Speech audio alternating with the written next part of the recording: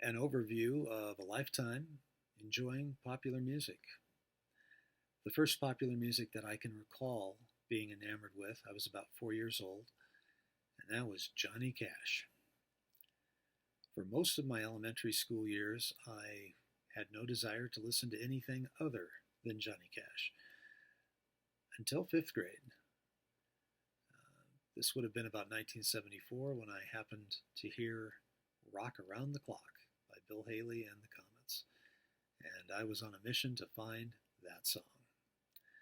I bought the American Graffiti soundtrack to get it, and there were a lot of other interesting goodies on that album. It was the first time I heard the Beach Boys, Buddy Holly, Chuck Berry, doo-wop music. It was the first time I heard Runaway by Del Shannon. For the next couple of years or so, I continued listening to Johnny Cash and I continued listening to the American Graffiti soundtrack. In 1977, my family moved from Fairbanks, Alaska to Phoenix, Arizona, and my opportunities to find out about music and acquire music and hear music erupted. There were radio stations up and down the AM band and FM band, record stores in malls, used record stores, cutout bins in department stores like Gemco, used records at thrift stores like Goodwill and Salvation Army.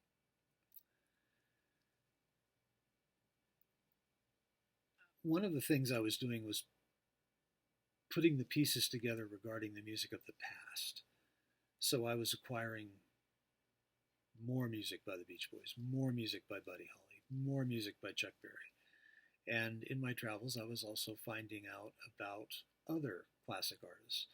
So I was hearing the Everly Brothers, Little Richard, Jerry Lee Lewis, Dion and the Belmonts, Jan and Dean, the Ventures, the Beatles, the Byrds, all kinds of stuff. I was also intrigued when I would hear things like Take Five by Dave Brubeck or Bella Via by Chuck Mangione. I was listening to a wide variety of music and enjoying it thoroughly. The other thing that I was doing is I was exposed to the music of the day. So my high school years were 77 to 81.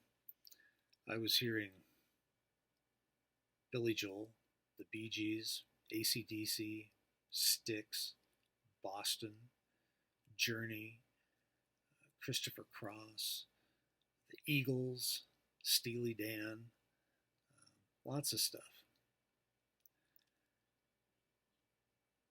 As the 1980s progressed, I became less and less interested in keeping up with popular music. About 1983, more or less, I started hearing more drum machines, more synthesizers, more computer tempos that didn't sound human to me.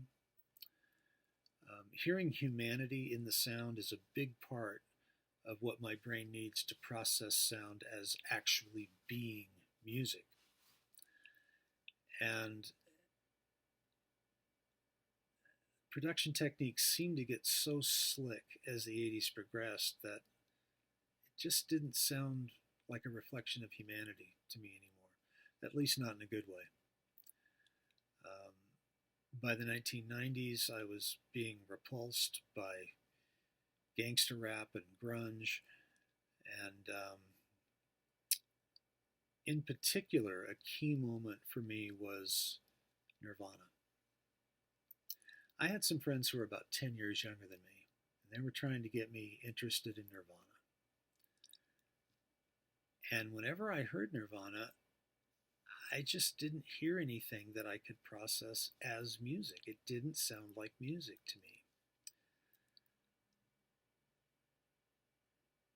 And then when Kurt Cobain died, MTV played a lot of Nirvana music. So I spent about 6 hours that day.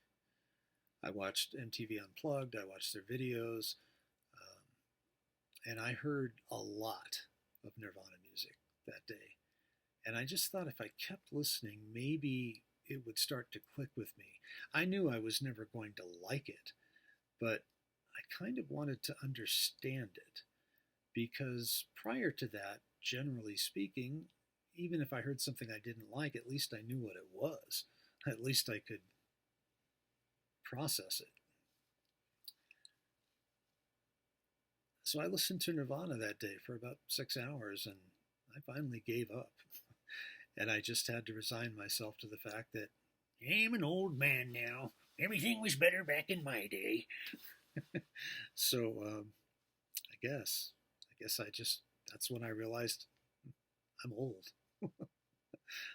So it seemed that I was now in the same mode as the people who liked Frank Sinatra and didn't consider the Beatles to be actual music. It seemed like I had some version of that going on now.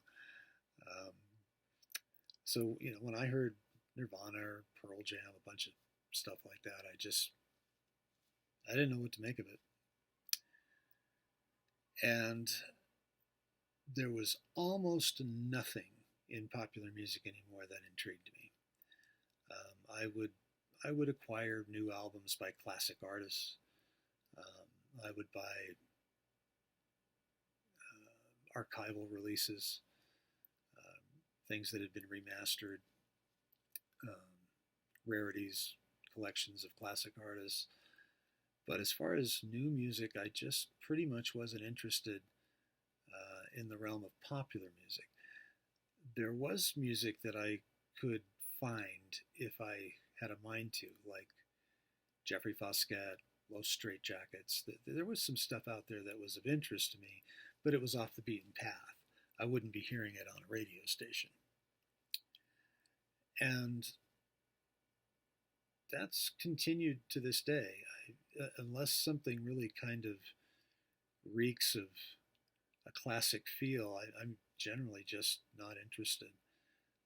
I spend most of my time with music listening to stuff from about 1955 to about 1982. And that's about it, with not too many exceptions. So that's the overview of a lifetime spent enjoying listening to popular music. I'll be talking about a lot of aspects of that in more detail. I just wanted to get this overview down, and see you next time.